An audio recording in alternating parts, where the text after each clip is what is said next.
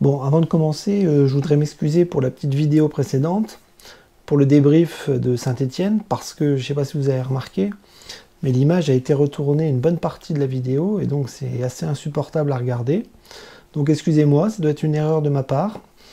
Je pensais que c'était une erreur de YouTube au moment de l'encodage, mais visiblement j'ai dû faire une fausse manip. Je me demande si j'ai pas appuyé sur rotation sur la partie analyse. Donc voilà, c'est un petit peu ridicule cette vidéo, d'avoir une partie totalement retournée, mais bon, au moins si on ferme les yeux, on a le son. Et on a pu quand même entendre mon analyse globale. Donc voilà, mille excuses pour ce petit désagrément technique.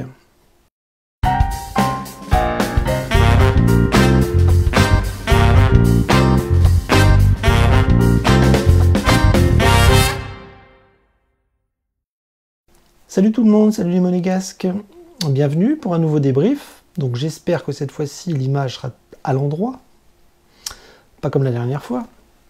Et donc voilà, on va débriefer un petit peu la 13e journée de Ligue 1. Donc Monaco recevait Dijon. Donc c'était un match qui visiblement devait être à la portée des monégasques. Et on avait un objectif principal qui était quand même de retrouver le début d'une nouvelle série positive, parce que Saint-Étienne nous avait bien calmé, nous avait bien stoppé.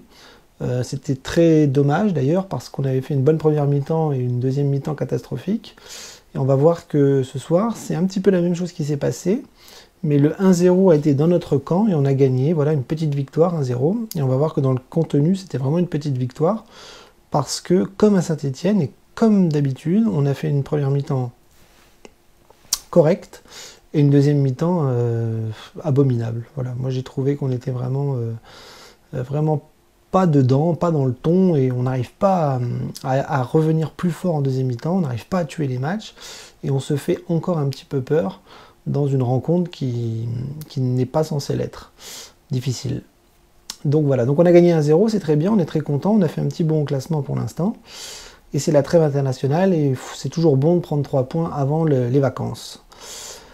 Donc pour ce match, Jardim avait un groupe un petit peu bizarroïde, parce qu'il y avait des suspendus, il y avait des absents, il y avait eu des absents de dernière seconde, même de dernière minute, dernière seconde.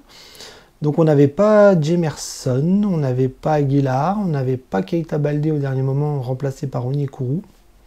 Voilà, Onyekuru, le fantôme de cet effectif, Jardim qui n'en veut plus, visiblement. Donc on avait des absents, et donc on avait un groupe plutôt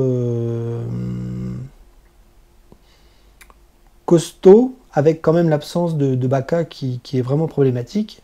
Et donc on avait une reconduction de 3-5-2, avec, comme Jemerson n'était pas là, on avait Maripane qui reprenait sa place.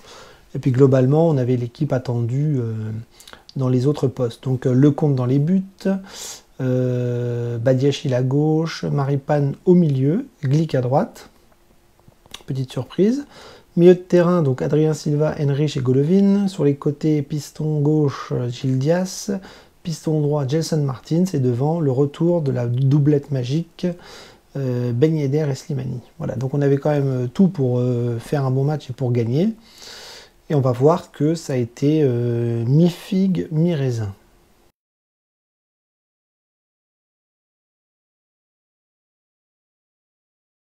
Donc pour résumer globalement, ce match a été en demi-teinte, c'est-à-dire une première mi-temps plutôt correcte, pas exceptionnelle du tout. J'ai pas trouvé des monégasques exceptionnels ce soir, je les ai trouvés très en dessous de d'habitude, à l'image de l'attaque qui a été un petit peu muette. Ça fait quand même plusieurs matchs où le rendement offensif est moindre. Et donc on va voir que c'est un petit peu tourné en rond, et on a beaucoup gâché, on a eu beaucoup de difficultés à concrétiser les actions, et derrière on s'est encore fait peur beaucoup de fois.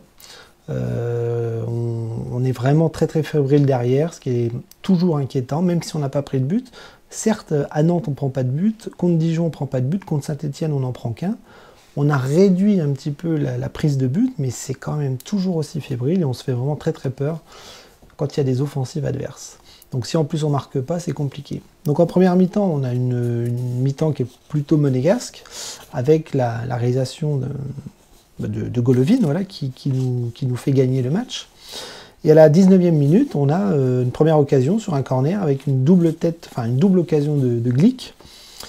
Slimani qui est devancé sur un centre de Golovin et qui donne un corner. Et donc sur le corner, on a un ballon qui est un petit peu dévié, Glick qui essaie de leur prendre la tête et puis qui du pied n'arrive pas à la remettre dans l'axe du but et la fout en tribune.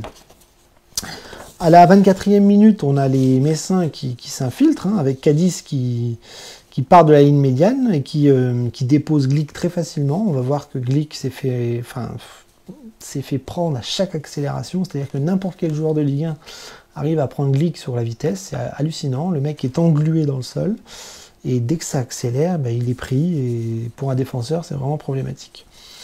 Donc voilà, Cadiz qui frappe aux 20 mètres et le ballon passe à côté. À la 33e minute, on a une occasion monégasque avec une bonne tête de Slimani. C'est-à-dire que Ben Yedder qui trouve un très très joli centre sur la tête de Slimani qui essaye de la mettre au deuxième poteau. Voilà, la balle est un peu basse, mais elle est très très bien placée. Et le gardien Gomis de Dijon fait un double arrêt. Et c'est encore une occasion manquée de la part des Monégasques. Donc on est toujours à 0-0. 34e minute, on a encore une occasion, j'ai dit Metz tout à l'heure, pardon, dijonnaise. Pourquoi je pense à Metz? Si j'ai dit Metz, pardon. Donc je reprends, donc une occasion de Dijon, de Chouillard, qui servit sur un centre venant de la gauche. Voilà, Chouillard qui parvient à délivrer une petite frappe à l'extérieur du pied, et c'est dévié par Lecomte, voilà, qui la met en corner. Donc 34e minute, voilà, vous voyez, il y a quand même 2 occasions franches partout, donc c'est assez équilibré, même si Monaco donne l'impression d'être un petit peu plus adroit techniquement. Et à la 42e minute, voilà, on a un super but de Golovin sur une passe de Slimani, encore une fois. Donc c'est Ben Yedder et Slimani qui combinent sur le côté gauche, Slimani la remet dans l'axe, contrôle de la poitrine du Russe, frappe de volée, comme ça, qui laisse aucune chance au gardien de Dijon. Et ça fait but, voilà, et on est content et on est soulagé parce que la mi-temps approche et on se dit merde, on aurait quand même pu en mettre un ou deux si on était beaucoup plus précis. Voilà, donc c'est la mi-temps et on se dit espérons que Monaco plante les clous en deuxième. Alors en deuxième mi-temps, on va voir que ça a été beaucoup plus difficile. Comme d'habitude, on est revenu encore un ton en dessous. Les Monégasques ont beaucoup essayé d'attaquer, mais beaucoup de maladresse, beaucoup de centres ratés, beaucoup de derniers gestes ratés, des frappes ratées, des conclusions d'offensive totalement foirées de la part de tout le monde. Et en plus, on s'est fait peur parce que vers la fin du match, Dijon aurait très bien pu égaliser, très logiquement, s'ils avaient été eux aussi un peu plus adroits. Et c'était pas flagrant, on sentait pas un danger monumental, mais on sentait la moindre petite erreur défensive, ce qu'on fait quand même souvent, aurait pu payer cash et donner un but aux Dijonais. Donc à la 47e minute, on a pourtant une belle occasion monégasque avec Golovin qui fait une super frappe enroulée. Voilà, il combine avec Gelson et il se retrouve devant le but, il frappe très beau ballon enroulé qui est dévié par le gardien de Dijon. À la 75e minute, on a encore le gardien de Dijon qui repousse sur Gelson Martins. Voilà, Gelson Martins qui a été très très actif côté droit et qui se montre assez dangereux, mais qui n'arrive pas à concrétiser ses centres ou ses frappes quand il est devant le but. Souvent, il se retrouve... alors, comme il est à droite, il se retrouve à frapper côté pied gauche. Et souvent, ça part n'importe où parce qu'il n'a pas de pied gauche, notre Gelson. Donc voilà, il parvient à centrer, mais c'est toujours pareil. On voit le joueur qui s'infiltre dans la surface, et puis au moment d'arriver sur la ligne, bah, le tir ou le centre est foiré. À la toute fin du match, on se fait très très peur avec une occasion de Dijon. C'est-à-dire que Cadiz devance le gardien de Monaco, Lecomte, sur un corner, et le ballon arrive sur la barre transversale. Et dans un deuxième temps, il fait une petite faute de main, une faute tout court sur Lecomte. Donc il n'y a pas but et il n'y a rien pour Dijon. Et heureusement, parce que à 1-0, quand vous avez l'équipe adverse qui touche la barre, je peux vous dire que vous commencez à flipper, même si on donnait l'impression de maîtriser la rencontre. Voilà, donc ça sera la dernière occasion franche de la rencontre. Et Monaco va péniblement se diriger vers la victoire avec 1-0, un petit but de Golovin, qui nous fait malgré tout beaucoup de bien d'un point de vue comptable, d'un point de vue moral, même si vous l'avez bien compris que dans le jeu, c'était très très très compliqué derrière et maladroit devant.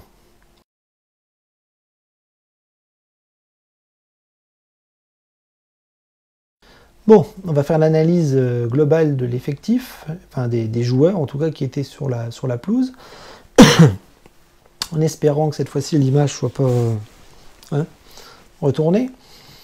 Donc Benjamin Lecomte a fait un match plutôt correct, pas d'erreur, pas de... Ah, quoique si, il a fait un sauvetage à un moment donné sur une attaque dijonnaise qui était assez impressionnante. Mais globalement, il n'a pas pris de but, il a fait un match correct, il a encore failli faire une petite erreur de main sur une relance. Je sais pas ce qu'il a. J'ai l'impression que quand il doit jouer vite, il panique un peu. Et il a failli refaire la même que contre Saint-Etienne, je crois. Donc une petite erreur de main de Lecomte, mais globalement un match correct, ni plus ni moins. Une bonne rencontre du gardien qui ne prend pas de but. Défensivement, donc je vais vous le dire direct, il y a eu du bon et du moins bon. Du bon avec Badiachil et du moins bon avec Glick. Badiachil, je le trouve de mieux en mieux en ce moment, il est très très bien. Il s'impose physiquement, il a la relance propre, il est attentif, il fait plus trop d'erreurs comme avant.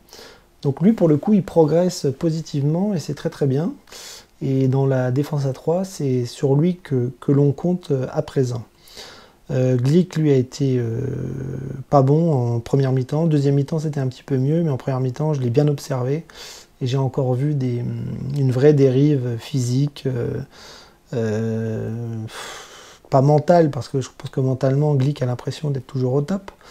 Mais physiquement, c'est compliqué. Hein. Dès qu'il y a une accélération, il se fait planter dans le sol. Il n'arrive absolument pas à gérer les attaquants. Alors quand il doit être un petit peu derrière, où il faut relancer, où il faut prendre le ballon de façon calme, il sait faire. Mais alors dès que c'est en 1 contre 1, ou dès que c'est dans un jeu un peu plus direct, et au corps à corps, il se fait quand même pas mal bouger. Le petit Chouillard de Dijon l'a bien bougé ce soir, comme d'autres attaquants d'autres équipes adverses. Donc moi, Glick, j'ai vraiment du mal actuellement. Et de le voir sur le terrain, de le voir titulaire et de le voir avec la confiance du coach, c'est un petit peu inquiétant. Maripane, qui lui était au centre, a fait un match correct aussi, un peu comme Lecomte. Il a bien défendu quand il devait défendre, il a été plutôt sérieux, plutôt bon relanceur. Je ne l'ai pas vu faire d'erreur, donc petit inconvénient, je le trouve un petit peu lent. J'aime bien les joueurs un peu plus vifs, donc lui je le trouve un peu lent et des fois ça me fait un peu peur, un peu comme Glick. Toujours l'impression d'avoir ces 2 défenseurs sur 3 qui sont un petit peu au ralenti. Et ça me fait peur. Quand j'imagine le Paris Saint-Germain jouer contre nous, je vois un carnage. Voilà. Sur les côtés, sur les pistons, donc on avait Gilles Dias et Gelson Martins. Alors c'est pareil, comme Badiachil et Glick, du bon et du moins bon. Du très bon avec Gelson Martins, que j'ai trouvé excellent ce soir, malgré la stérilité de certaines offensives, mais il a été très très bon. Je pense que ce rôle de piston droit lui va de mieux en mieux, il l'assimile de mieux en mieux, et ça se voit, il défend plutôt bien, il attaque plutôt bien, et il fait un gros travail d'endurance devant, derrière, devant, derrière, devant, derrière, devant, derrière. Gilles Dias, qui lui est beaucoup plus compliqué à gauche, c'est-à-dire qu'il essaye de faire la même chose, mais il défend mal, il attaque mal, techniquement il est très pauvre, voilà, et donc c'est un vrai point noir, on va dire, dans l'équipe. On n'a pas de piston gauche, on n'a pas de défenseur gauche, on n'a pas d'ailier gauche, enfin bref, c'est vraiment compliqué de voir ce choix à cet endroit du terrain, parce que Gilles Dias n'est absolument pas au niveau, contrairement à son homologue portugais. Milieu de terrain, pareil, Adrien Silva, Henrich, très compliqué. Moi, je pense que quand Bakayoko n'est pas là, c'est un vrai calvaire pour ces milieux de terrain. Adrien Silva se bat comme un chien. Il est très propre techniquement parfois, mais il manque quelque chose. Il manque quelque chose. Et je pense que c'est quelque chose, c'est un profil à la Bakayoko qui rassure, ce que ne fait pas Henrich. Henrich, c'est pareil, il donne tout ce qu'il a, il fait pas semblant, il est pas nul techniquement, mais ça n'est pas son poste. Et quand je le vois jouer, ben, je trouve que ça tire un petit peu le milieu vers le bas. Et Adrien Silva aussi. Et donc du coup, ça donne un rendement au milieu de terrain qui n'est pas assez bon. Et tant que Bacca ne sera pas là, on n'aura pas un milieu de terrain au top, ça c'est sûr et certain. Donc les gars se battent, les gars donnent tout ce qu'ils ont, mais c'est très faible par rapport à un rendement type Bakayoko. Golovin qui lui a été très bon, c'est-à-dire qu'on a retrouvé un petit peu le Golovin d'habitude, hein, très actif, très propre, sur toutes les offensives, il a marqué, voilà, il a fait de très bonnes choses ce soir et c'est un Golovin un petit peu meilleur qu'à Saint-Etienne aujourd'hui. Et ça fait du bien parce qu'on a besoin de leaders comme lui. Et il s'éclate cette saison et c'est un des meilleurs joueurs actuellement de l'effectif, on ne va pas se mentir. Slimani, Ben Yedder, ça a été compliqué. En ce moment, on les voit moins. Alors beaucoup d'activités. Hein. Ben Yedder a été très en retrait, il a été très loin de la surface de réparation. Slimani a raté des occasions. Donc globalement, ils n'ont pas marqué, ils n'ont pas fait un grand match non plus. Ils ont eu un petit peu de mal à se trouver par rapport à d'habitude. Et puis, il y a eu du déchet offensif. Voilà, Slimani donne une passe décisive, mais il aurait pu marquer sur 2 occasions. Notamment en première mi-temps. Je me souviens d'une frappe avec une balle en retrait où il la met au-dessus. Voilà, c'est même pas cadré. Et puis cette tête un petit peu ratée sur la passe de Ben Yedder, je crois. Donc voilà, il revenait de blessure, il n'était peut-être pas à 100% physiquement. Donc ça va sûrement venir après la trêve, espérons, parce qu'on va avoir du boulot. Et donc voilà, la paire Ben Yedder-Slimani est un petit peu en dessous en ce moment. Mais ça va revenir et il n'y a pas de problème, surtout quand l'équipe gagne avec les copains qui marquent des buts comme le Russe. Au niveau des remplaçants, Augustin a fait une entrée un petit peu fantomatique.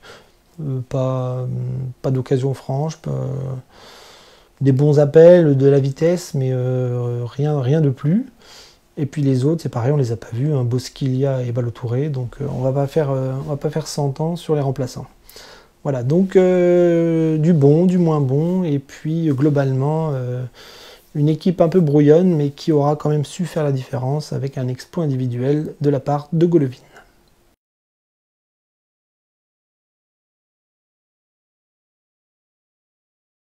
Alors, les tops et les flops. Ben, on va commencer par les flops. J'aurais pu en mettre 2, 3, 4, mais si je devais en choisir 2, ce soir, je remettrais un petit peu toujours les mêmes. Glick et Gil Dias. Voilà, je n'ai pas aimé la première mi-temps de Glick, qui n'est pas très à l'aise sur le côté droit de la défense, à 3. Et surtout, ce qui m'embête vraiment, c'est quand il y a des offensives adverses, il est à la rue, il se fait passer, et dans les 1 contre 1, c'est la même chose. Il est totalement dépouillé physiquement, ça va trop vite, et ça se voit. On dirait qu'il a 45 ans, qu'il fait 90 kg, et c'est un problème. C'est un vrai problème pour un joueur qui est censé être un patron. Alors offensivement, il a été un petit peu plus présent, notamment sur les coups de pied arrêtés, mais il a fait un petit peu n'importe quoi sur 2-3 occasions, où en plus il cherche des fautes, donc voilà, c'est un petit peu maladroit tout ça, et c'est embêtant. Gil Dias, pareil, voilà, je le mets encore dans les flops parce qu'il est vraiment en dessous des autres, et contrairement à Jason Martins, on voit que son rendement est beaucoup plus faible.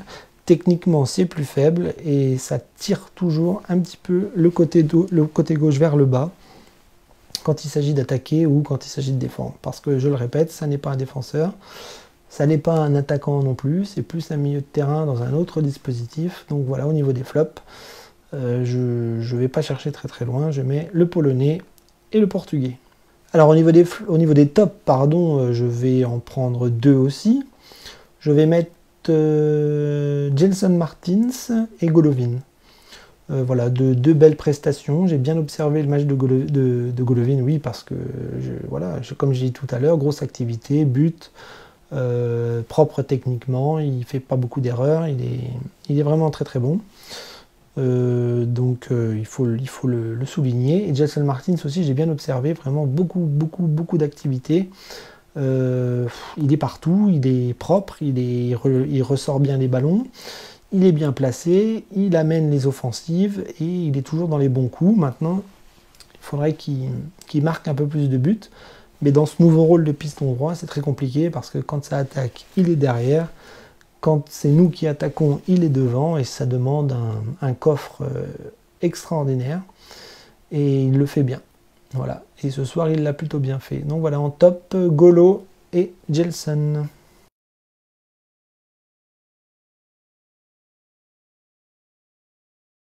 Eh bien, on va conclure. On va conclure avec le petit rappel de l'objectif. Donc l'objectif, c'était de débuter une nouvelle série positive. C'est le cas. Voilà, on repart sur une victoire. C'est la trêve. Il va falloir enchaîner avec une autre victoire après la trêve. Donc là, j'espère qu'on aura récupéré des joueurs, que les non-internationaux vont bien bosser pour être prêts pour la reprise. Ça sera le 24 novembre, je crois. Donc on ira à Bordeaux. Ça va pas être simple parce que c'est toujours des déplacements difficiles. Bordeaux est plutôt bien en ce moment, mais il faudra faire un coup parce que je vous rappelle qu'après Bordeaux, nous recevons le Paris Saint-Germain. Et ça, c'est des matchs que nous, les supporters, on n'attend plus. On n'attend pas du tout. Ça va être un calvaire. On peut s'en prendre 4, 5, 6 comme d'habitude. Certains diront que le Paris Saint-Germain n'est pas extraordinaire, certes, mais moi, je n'aime pas les Monaco-Paris ou les Paris-Monaco parce que c'est souvent synonyme de grande douleur et de grande souffrance pendant ces matchs. Voilà. Donc là, on va se concentrer sur les vacances. Voilà, 15 jours de vacances. Les internationaux vont aller faire leur boulot dans les sélections nationales en espérant qu'il n'y ait pas de blessés. Et puis pour ceux qui ne sont pas sélectionnés, ils vont bien bosser en espérant les entraînements pour arriver au top contre Bordeaux à la rentrée. Voilà. Donc là, savourons un petit peu ce soir le classement et la victoire, malgré le contenu. Et puis, voilà, je pense que demain soir, on sera peut-être plus 8e, mais en ce samedi soir, voilà, on a un classement qui est un petit peu plus honorable. Enfin, on a fait un bond de la 15e à la 8e place, et ça fait plaisir, voilà, malgré tout. Voilà, donc je vous laisse, je vous souhaite une bonne quinzaine de repos pour nous, les supporters, et puis on se donne rendez-vous donc contre Bordeaux le 24 novembre. Dagemunigu.